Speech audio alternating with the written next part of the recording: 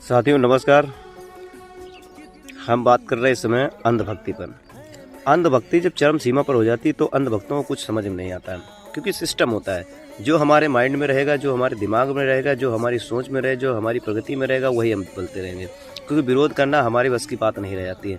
हम बात कर रहे हैं इस समय अंधभक्ति। अंधभक्ति उस तरह छाई रहती है जैसे शौचालय को ही विकास समझ लेते हैं, अगर नाला है तो उसको गंगा समझ लेते हैं। इसका सिस्टम ये नहीं है, ये इसको बदनाम करने का तरीका नहीं, एक बताने का तरीका, एक प्रक्रिया है।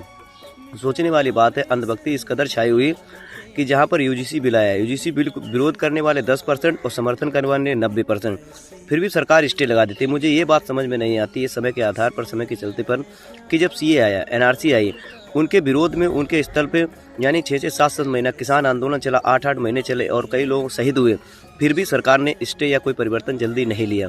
ये सोचने वाली बात है। जहाँ 10% के लोग, सिर्फ मात्र 10% या 3-4% रोड पे आते हैं और स्टे लग जाता है। ये जानने की बात है, समझने की बात है। लोगों ये जानना होगा, समझना होगा, पहचानना होगा और बताना होगा कि आप किस समाज, किस क्षेत्र, किसी नई राजनीति में आप जाना चाहते हैं। आप अपना मुखिया किसी बनाइए, लेकिन पढ़ा लिखा, योग्य और समर्थनशील बनाइए, ताकि समाज के क्या हो रहा, क्या परिवर्तन होना चाहिए, ऐसी व्यवस्थाओं को सोच कर रखें, ना कि ये कि हम क्या कर रहे हैं। बात एक नई मुद्दे पर बात करते हैं, सोनम वांगचुक। जो वैज्ञानिक सोच को जेल के अंदर डाला जाता है और अंधभक्ति को बाहर लाया जाता है। बात ये नहीं कि अंधभक्त गलत है, अंधभक्त गलत नहीं, उनके अंदर विकास का परिवर्तन इस तरह भरा गया है कि वो अपने द्वार में अगर लेटरिन उनके बन गई तो उसी को विकास समझते हैं।